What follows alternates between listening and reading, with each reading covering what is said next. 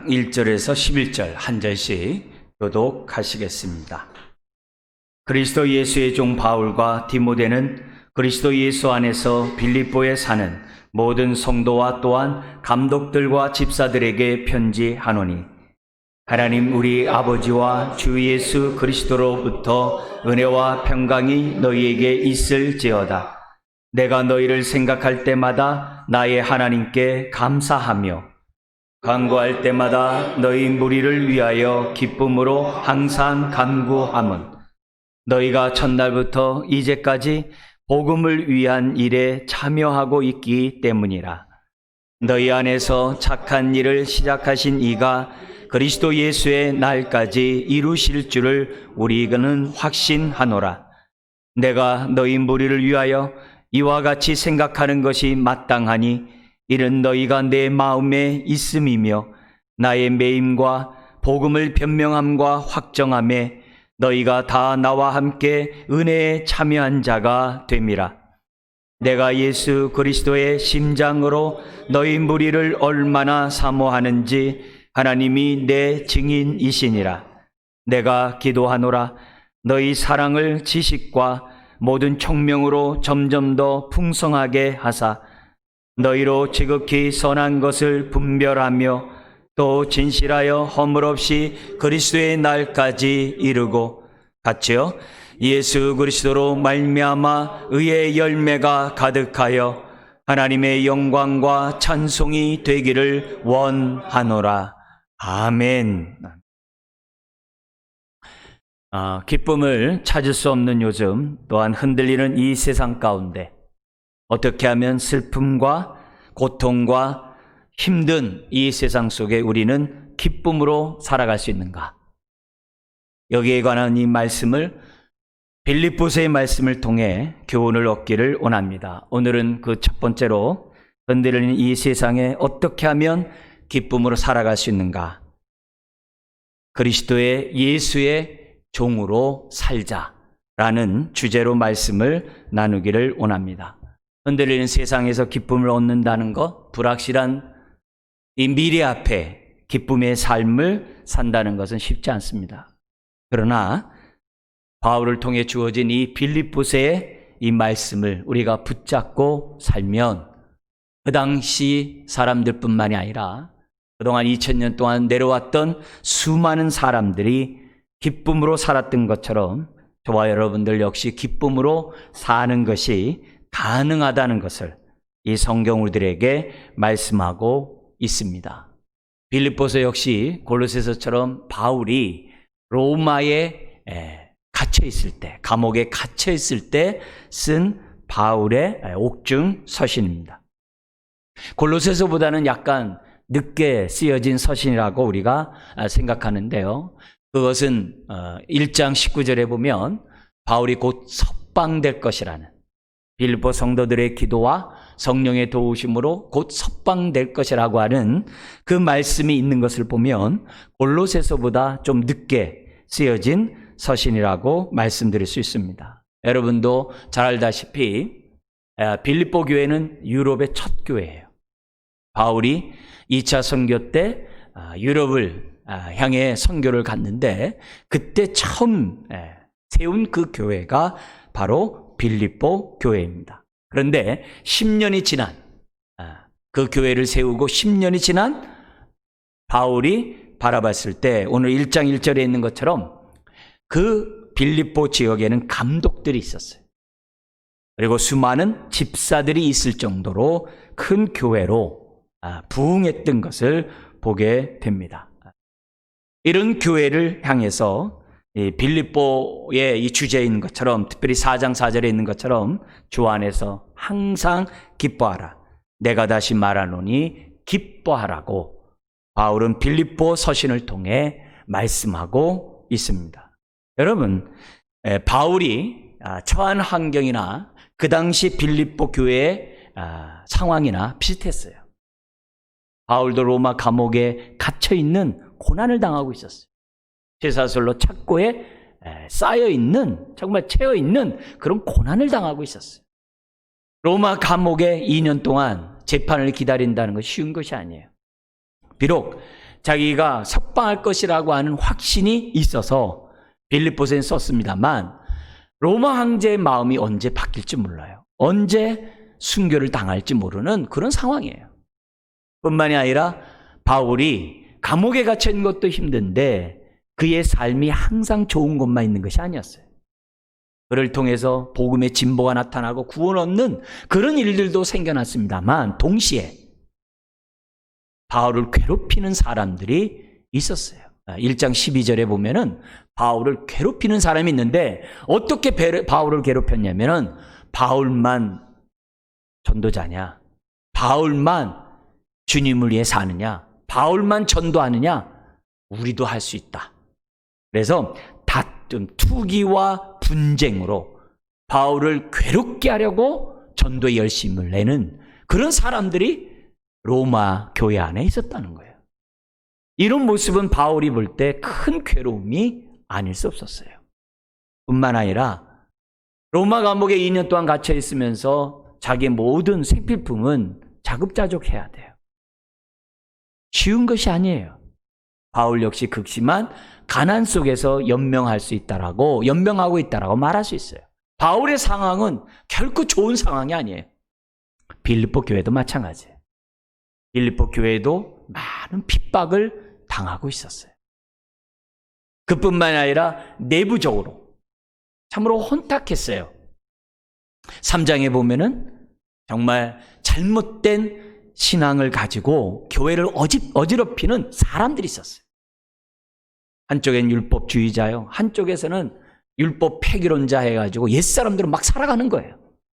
그런 사람이 있는 반면에 또 하나 교회 안에서 열심히 있다고 하는 사람들끼리 마음이 하나가 안 되는 거예요.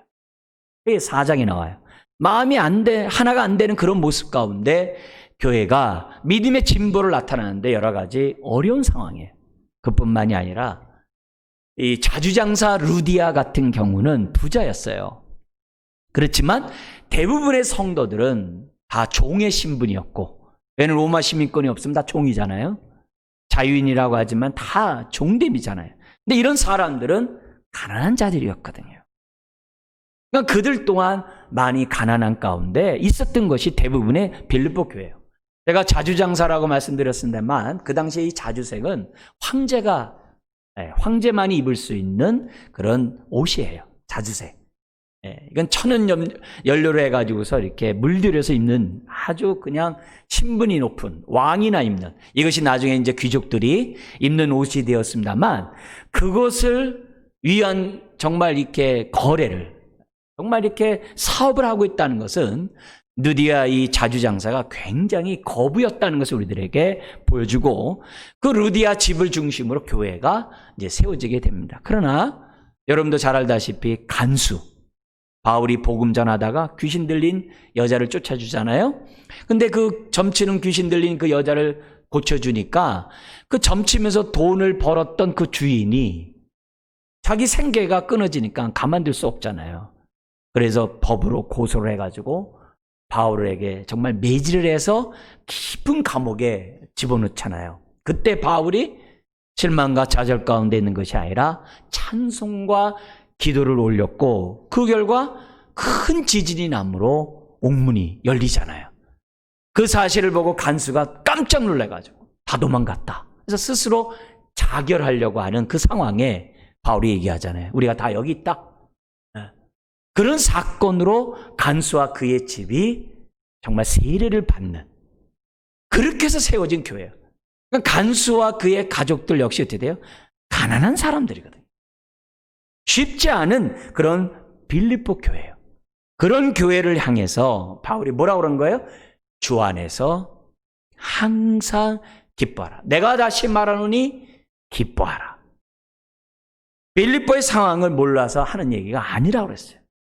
다 알고 있음에도 불구하고 기뻐하라는 거예요. 이 말은 무슨 말이에요? 이 기쁨은 세상이 주는 기쁨과 다르다는 거예요. 세상에서 즐거움이 있고 기쁨이 있어요. 그러나 예수 안에서 기뻐하는 것은 다른 기쁨이에요. 주 안에서 기뻐하라는 것은 예수 안에 있는 그 기쁨, 예수님이 주시는 그 기쁨으로 기뻐하라는 거예요. 이거는 돈으로 살 수 있는 것이 아니에요. 또 세상의 모든 권세를 가졌다고 해서 얻을 수 있는 것도 아니에요. 그리고 박박사라고 해서 연구함으로 취할 수 있는 것도 아니에요. 이 기쁨은 예수 안에 있다고 한다면 돈이 없어도, 종이라 할지라도, 그리고 내가 배운 것이 없다 할지라도 누구든지 누릴 수 있는 그런 기쁨이에요. 그런 기쁨을 지금 바울은 지금 선포하고 있는 거예요. 여러분, 세상에서도 정말 즐거움과 기쁨들, 여러분 얼마나 많이 있어요. 그러나 여러분도 알다시피 그것은 돈도 있어야 되고 건강도 있어야 되고 뭔가 어떤 것이 있어야 사람들이 즐거움과 기쁨을 누려요. 그러나 그 기쁨이라 할지라도 다 일시적이잖아요. 남자들은 어느 정도 사회생활하면 그렇게 골프를 치려고 해요. 그냥 푸른 것만 보면 막 가슴이 뛴다고 그래요. 근데 그 골프를 치려고 한다면 돈이 한두 푼이겠습니까? 그냥 그 아무나 칠 수 있는 것이 아니잖아요. 그러니까 어느 정도 대가를 지불하고 어느 정도 있어야 누릴 수 있는 즐거움과 기쁨이죠. 요즘에 우리 젊은 사람들 맛집 여행들 막 이런 걸 참 좋아해요. 여러분, 그것도 어느 정도 값을 지불해야 얻을 수 있는 즐거움과 기쁨이죠. 그것이 영원합니까? 그렇지 않아요. 일시적이에요. 그건 세상적인 거예요. 그런데 오늘 바울이 우리들에게 말씀하고 있는 이 기뻐하라, 그것도 주 안에서 기뻐라고 하는 이 기쁨은 세상이 알 수도 없고 세상이 줄 수도 없는 기쁨인 거죠. 복음이 뭐예요? 기쁨을 주는 것이 복음이에요. 우리가 예수 그리스도를 믿음으로 얻는 이 기쁨, 신앙생활함으로 주님이 함께하고 인도하고 응답해 주심으로 얻는 이 기쁨, 불확실한 미래라 할지라도 나는 주님 품에 안길 것이라는 이 확신에서 오는 이런 기쁨. 여러분, 기쁨을 주지 않는 건 복음이 아니에요. 복음이 아니에요. 우리 예수님이 이 땅에 오셔서 복음을 우리에게 선포하신 것은 다른 게 아니에요. 기쁨이 없는 이 세상, 일시적인 이 기쁨을 주는 이 세상에서 참된 기쁨을 주기 위하여 복음을 전파하신 거예요. 예수님이 이 땅에 오셨을 때 천사가 정말 목동들에게 나타나셔서 말씀을 해요. 뭐라고 얘기하냐면, 내가 온 세상에 미칠 큰 기쁨의 좋은 소식을 너에게 전하노라 하면서 예수 그리스도가 태어났음을 알리는 장면이 있어요. 예수님의 탄생을 알리면서 뭐라고 했다고 그래요? 큰 기쁨의 좋은 소식. 이게 복음이에요. 그래서 우리가 전도하는 거예요. 사람들에게 예수님을 전하는 거예요. 왜요? 그 예수님을 만나면 큰 기쁨을 얻기 때문에.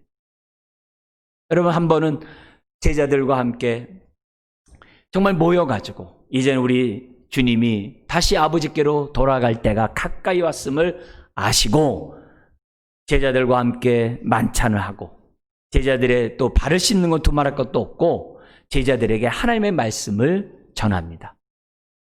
우리 주님이 마지막 제자들에게 전하는 그 말씀이 요한복음 14장에서부터 17장까지 말씀이 이렇게 기록되어 있어요. 거기 보면은 우리 주님이 제자들에게 말해요. 내가 곧 아버지께로 가겠다. 그러니까 제자들 근심하는 거예요. 우리를 두고 어디 가시냐고. 또 앞으로 살 것이 막막해요. 두려워요. 우린 지금 어떻게 살아야 하냐고. 사람들이 불안하고 두려움 가운데 있는 거예요. 그런 제자들에게 내가 가야 성령이 너에게 올 것이고, 성령이 오시면 너희를 고아와 같이처럼 내버려 두지 않을 거다. 고아가 가장 큰 그 아픔이 뭐냐면 외로움이잖아요. 그리고 사람들로부터 사랑받지 못한다고 하는 그 느낌을 갖고 사는 거잖아요. 그런 마음을 갖다가 성령님이 다 해결해 줄 것이다. 근데 그런 말씀만 하신 것이 아니라 매 장마다 예수님이 강조하는 말씀이 있었어요. 그게 바로 뭐냐면 기쁨이라는 말씀이에요. 그래서 요한복음 15장 11절에 보면 이런 말씀이 있어요. 내가 너에게 이렇게 말씀을 하는 것은 다른 게 아니다. 내 기쁨이 너희 안에 있어. 너희 기쁨을 충만하게 하려 함이라. 이 말은 예수님을 믿고 죄사함을 받고 하나님의 자녀가 되고 주님이 나와 함께 있고 하나님이 나의 아버지가 된다는 이 자체가 나에게 기쁨이 되거든요. 근데 그 기쁨이 그냥 기쁨으로 머무는 것이 아니라 하나님의 말씀을 통하여 그 기쁨이 충만하도록 하기 위해서 내가 지금 이렇게 말하고 있다. 이렇게 말해요. 뿐만 아니라 16장 24절에서도 이렇게 얘기를 합니다. 지금까지는 내가 너희가 내 이름으로 아무것도 구하지 아니하였으나 구하라. 그리하면 받으리니 너희 기쁨이 충만하리라.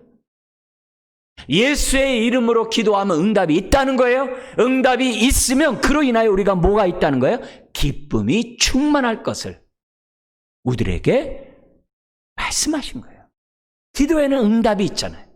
그 응답은 우리에게 기쁨을 주잖아요. 흔들리는 세상 속에서도 기도할 수 있고 응답받을 수 있는 그것이 우리에게 기쁨이 된다라고 말해요.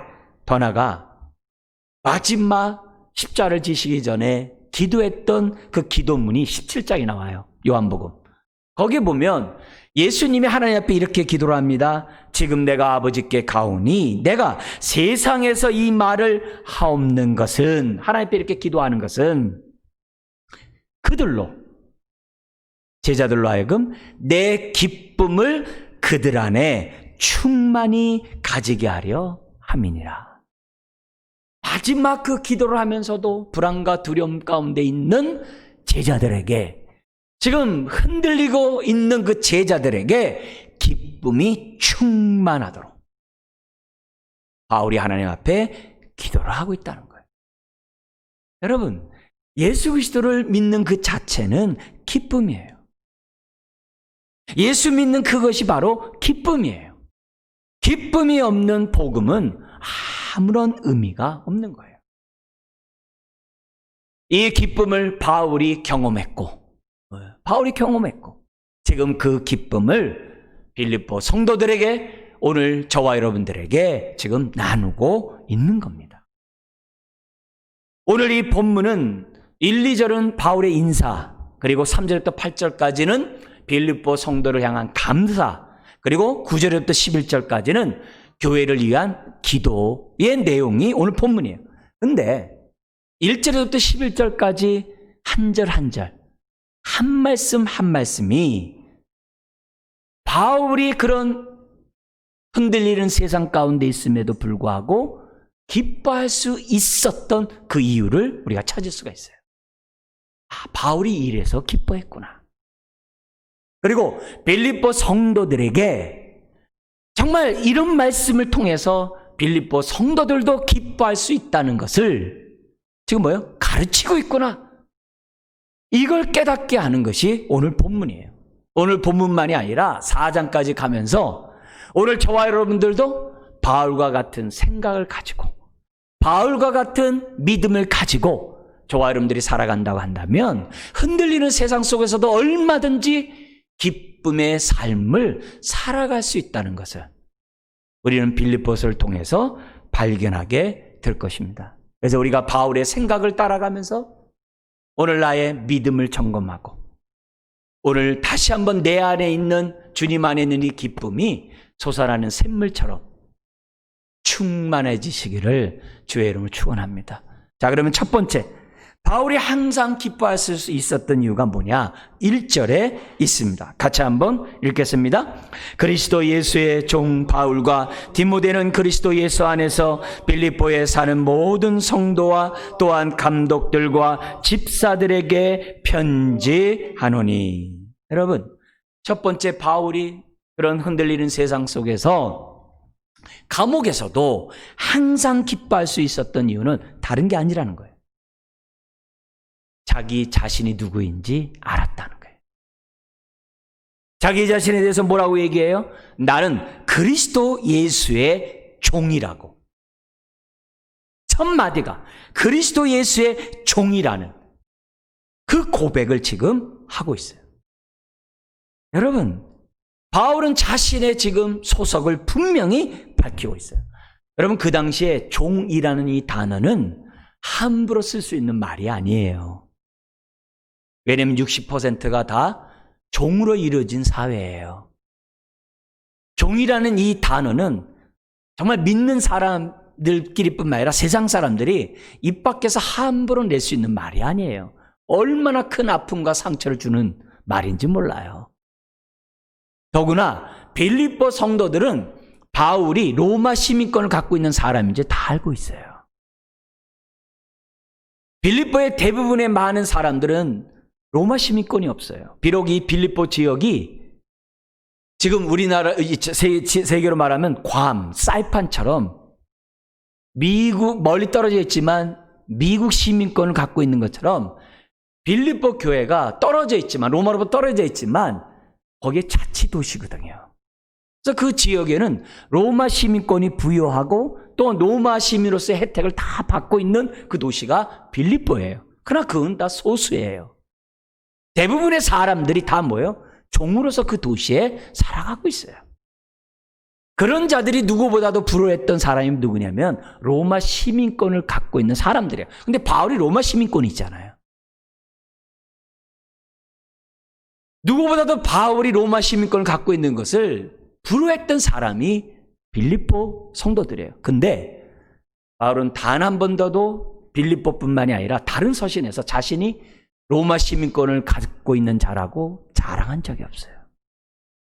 자랑한 적이 없어요.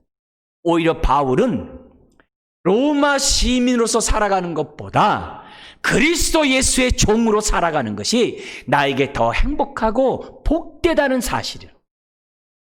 그것을 지금 바울은 빌립보 성도들에게 지금 상기시키고 있는 거예요. 내가 누구냐? 그리스도 예수의 종이라고. 그래서 자기 자신이 누구인지 알기 때문에 그의 삶의 모든 영역에서 종됨의 삶이 나타나는 거예요. 첫 번째는 예수님만을 전하는, 복음을 위하여 자기 삶을 헌신하는 그런 주님의 뜻을 전하는 종됨의 삶이 나타나고, 두 번째는 빌립보서 2장 5절 이하에 나온 것처럼 예수님이 겸손하고 낮아지고 섬겼던 그 종됨의 삶이 바울을 통해 나타나는 거예요. 그의 삶 자체가 섬김이었어요. 뿐만 아니라 그리스도 예수의 종됨의 그 모습이 뭘로 나타나냐면 기쁨을 누리는 것으로 나타나요. 예수님 안에 있으면 언제나 기쁨이 충만하다는 것을 자신의 종됨의 삶을 통하여 보여주고 있는 거예요. 보여주고 있는 거예요. 자, 그렇다면 오늘 우리가 기쁨의 능력 가운데 살아가는 것이 예수 바깥에 있는 것이 아니라 예수 안에 있는 것이라고 한다면, 오늘 이 흔들리는 이 세상 속에, 불안하고 염려가 많은 이 세상 속에 우리가 흔들릴 때마다 뭐 하자는 거예요? 내가 누구인지 점검하라는 거예요. 그리스도 안에서 나는 종인지 한번 점검하라는 거예요. 흔들릴 때마다 나는 누구인가?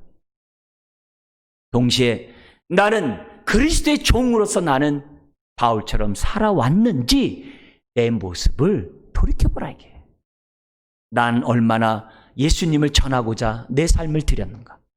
나는 얼마나 정말 나는 종됨의 섬김의 삶을 지금 살아왔는가? 뿐만 아니라 정말 나의 안에 솟아나는 샘물처럼 기쁨이 충만한 그런 삶을 살고 있는지 내 모습을 점검하라는 거예요. 여러분, 우리가 누리는 이 기쁨은 세상이 알 수 없어요. 세상이 줄 수도 없어요. 세상 사람이 어떤 것을 지불하더라도 얻을 수 없는 이 기쁨이에요. 오늘 예수 믿는 사람들에게는 그 기쁨이 있죠. 근데 그 기쁨으로 머무는 것이 아니라 기쁨이 충만하도록 오늘 다시 한번 주님 앞에서 바울처럼 고백하시기를 주의 이름으로 축원합니다. 내가 누구라고요? 그리스도 예수의 종입니다. 나를 부르신 그분 뜻대로 살아가는 주님의 자녀라는 사실을 이 시간에 분명히 기억해야만 합니다. 두 번째로 바울이 이렇게 항상 기뻐하면서 살아갈 수 있는 것은 2절 때문이에요. 같이 읽겠습니다. 하나님 우리 아버지와 주 예수 그리스도로부터 은혜와 평강이 너희에게 있을지어다. 바울이 항상 주 안에서 기뻐할 수 있었던 것은 다른 것이 아닙니다. 그에게 은혜와 평강이 있었기 때문에 그는 기뻐할 수 있는 거예요. 기뻐할 수 있는 거예요. 여러분, 복음이 뭐예요? 은혜와 평강을 주는 것이 복음입니다. 은혜와 평강을 주지 못하는 것은 복음이 아니에요. 흔들리는 이 세상에, 사망의 줄이 나를 괴롭히고 있는 이 세상에 은혜와 평강을 누리게 하는 것이 복음이에요. 하나님의 말씀이에요. 은혜와 평강이 있을 때 그 사람이 기뻐할 수 있어요. 여러분, 이 은혜와 평강은 세상이 주는 게 아니에요. 세상이 돈을 주고 얻을 수 있는 것도 아니에요. 이 은혜와 평강은 2절에 있는 것처럼 하나님을 나의 아버지라고 고백하는 자가 누리는 거예요. 예수님을 나의 구세주 주님이라고 고백한 자가 누릴 수 있는 것이 은혜와 평강이에요. 예수 바깥에서 사람이 얻을 수 있는 것이 아니에요. 주님과 온전히 접붙임 바 된 그 사람만이 누릴 수 있는 것이 은혜와 평강이에요. 바울이 감옥에 갇혀 있음에도 불구하고 기쁨이 충만할 수 있었던 이유는 다른 게 아니에요. 그 안에 은혜와 평강이 있기 때문이에요. 베드로 사도는 이 은혜와 평강이 아버지와 예수님을 알아가면 알아갈수록 더욱 많아진다라고 말하고 있어요. 오늘 내가 불안하고 염려하고 두려움 가운데 있을 때마다 우리가 뭐냐면 하나님 앞에 빨리 이 문제 해결해 주세요. 빨리 두려움 없어지게 해주세요. 기도하기보다는 내 안에 은혜와 평강이 있는지 점검하셔야만 한다는 겁니다. 이 은혜와 평강은 예수 믿는 자에게 다 있어요. 누구나 예외 없이. 중요한 거는 내가 주님을 알아갔느냐 알아가지 않았느냐, 내 신앙이 자라갔느냐 자라가지 않느냐에 달려 있어요. 알아가면 알아간 만큼 고난을 이길 정도로 은혜와 평강이 있어요. 내 고통을 이길 정도로 은혜와 평강이 있어요. 불확실한 미래 앞에 불안을 이길 수 있는 은혜와 평강이 있다는 거예요. 그래서 빌립보서 3장 10절 이하에 보면은 나는 십자가와 부활의 능력을 덧입고자 몸부림친다고 그래요. 왜요? 그러면 그럴수록 은혜와 평강이 바울의 삶 속에 넘치게 되고 그 은혜와 평강으로 인하여 항상 기뻐할 수 있기 때문에 바울은 우리들에게 말씀하고 있어요. 그렇다면 오늘 다시 한번 내 모습을 점검해야 돼요.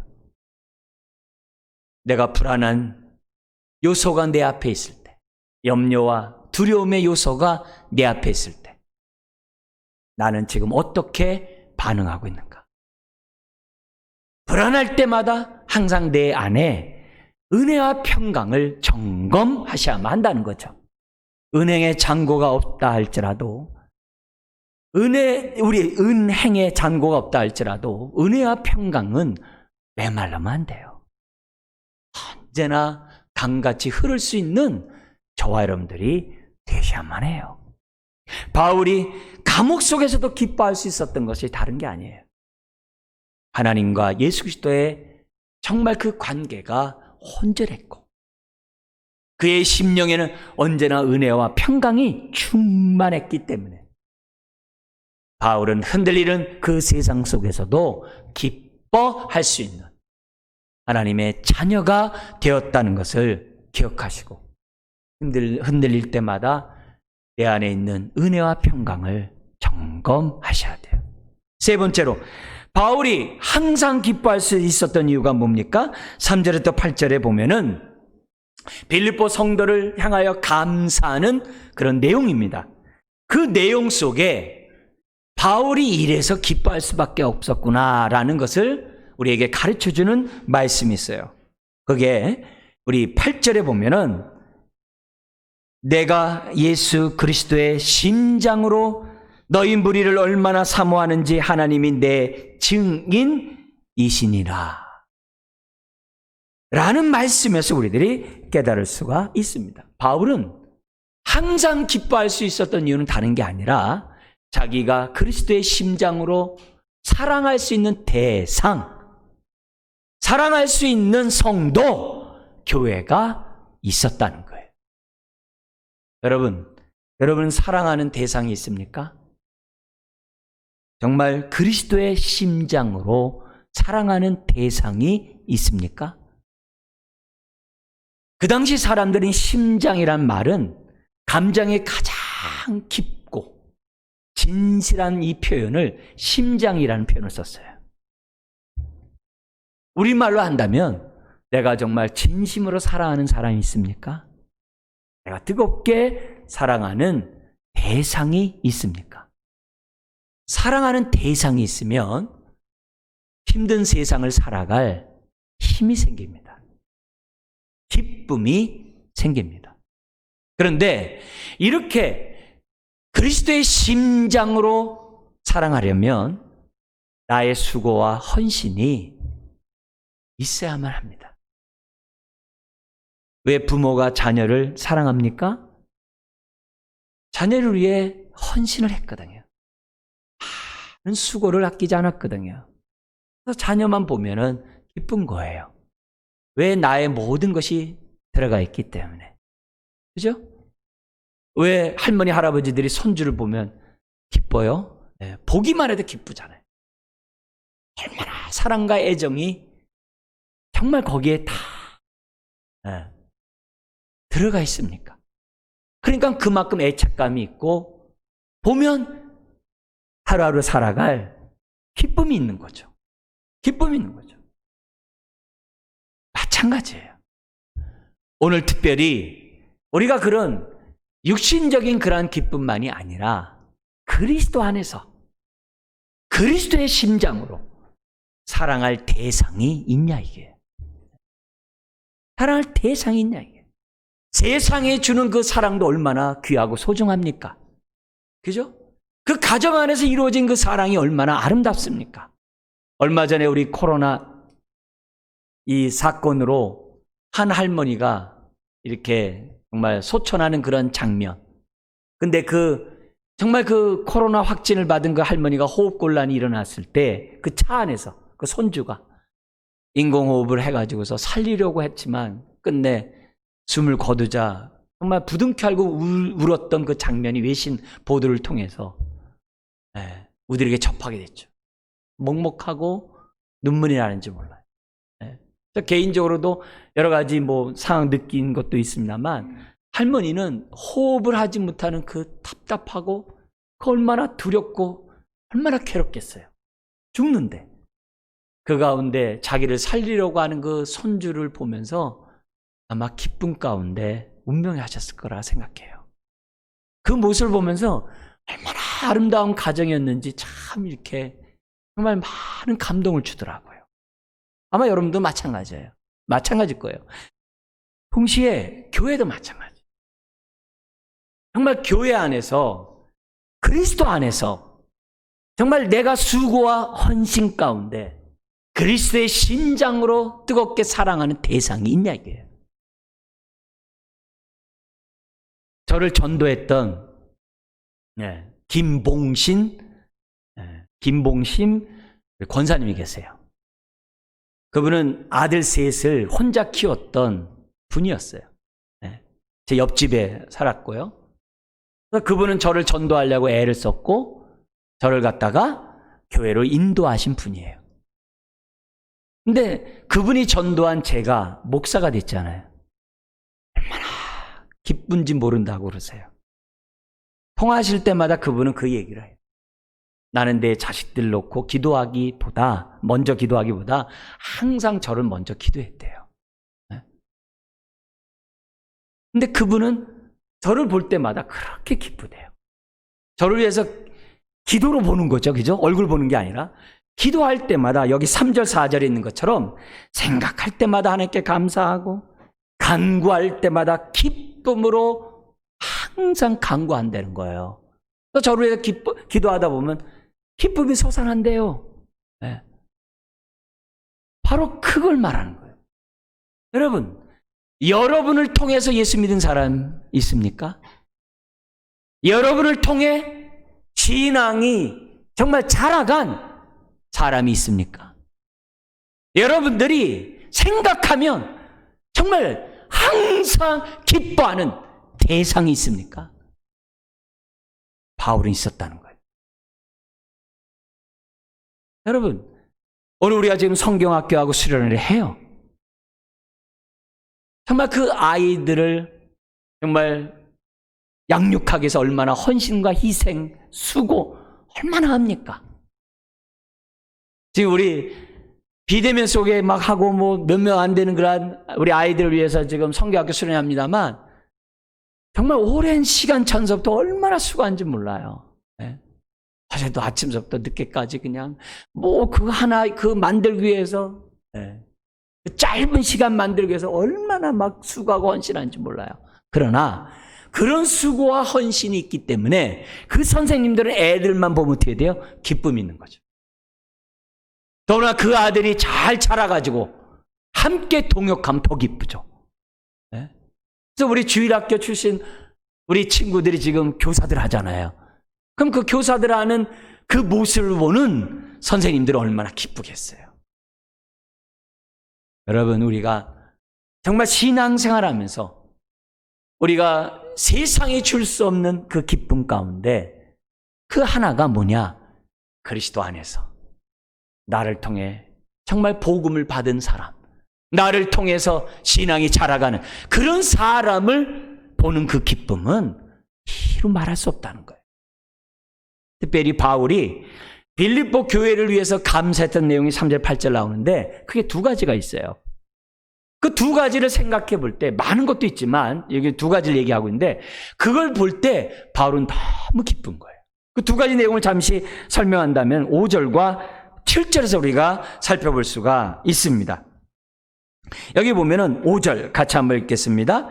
너희가 첫날부터 이제까지 복음을 위한 일에 참여하고 있기 때문이라. 7절 내가 너희 무리를 위하여 이와 같이 생각하는 것이 마땅하니 이는 너희가 내 마음에 있으며 나의 매임과 복음을 변명함과 확정함에 너희가 다 나와 함께 은혜에 참여한 자가 됨이라.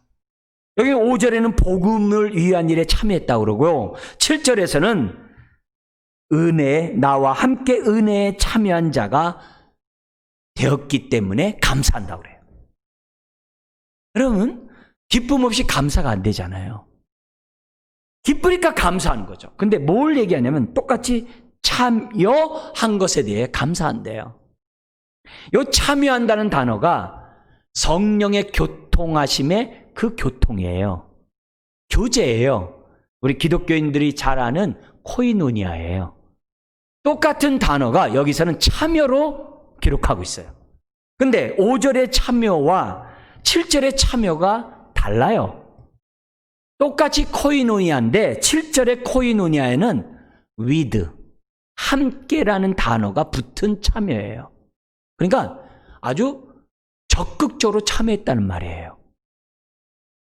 거기에 대해서 감사하는데 그러면 뭘로 참여했겠어요? 지금 바울과 빌립보 교회는 떨어져 있잖아요. 근데 어떻게 참여를 해요? 떨어져 있는데. 참여를 했다는 얘기는 두 가지예요. 첫째는 기도와 선교비를 보내줌으로 참여한 거예요. 그게 5절이에요.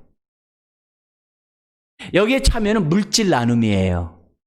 초대교회의 교제는 물질 나눔이 함께 가는 교제예요. 그게 사도행전 2장에 나오는 거예요. 그래서 하나님 나라의 가치는 동등됨이에요. 우린 그걸 갖다가 50년마다 하는 희년이라고 그러잖아요. 희년이 되면 빚이 다 탕감돼요. 종되었던 자들이 다 자유케 돼요. 그게 이스라엘 안에 있는 희년이에요. 기쁨의 날이에요. 그 정신이 예수 믿는 사람들끼리는 다 물질로 도와주는 일들이 초대교회의 교제예요. 바로 그 단어예요. 그래서 이 빌립보 교회가 바울이 선교할 때 데살로니가 교회에 있을 때는 2번, 고린도 교회 선교할 때는 1번, 지금 로마 감옥에 갇혔을 때는 에바브로 디도라는 사람까지 보내줘서 2년 동안 수발을 하도록 사람까지 보내주면서 선교비를 줘요. 빌립보 교회는 가난한 교회라고 그랬어요. 근데 사람까지 보내주면서 바울의 선교를 도왔던 교회가 빌립보 교회예요. 그러니까 바울이 감사하지 않을 수 없잖아요. 그래서 나중에 4장에 이 선교비를 보내준 것에 대한 감사 내용이 많이 기록되어 있어요. 이게 참여예요.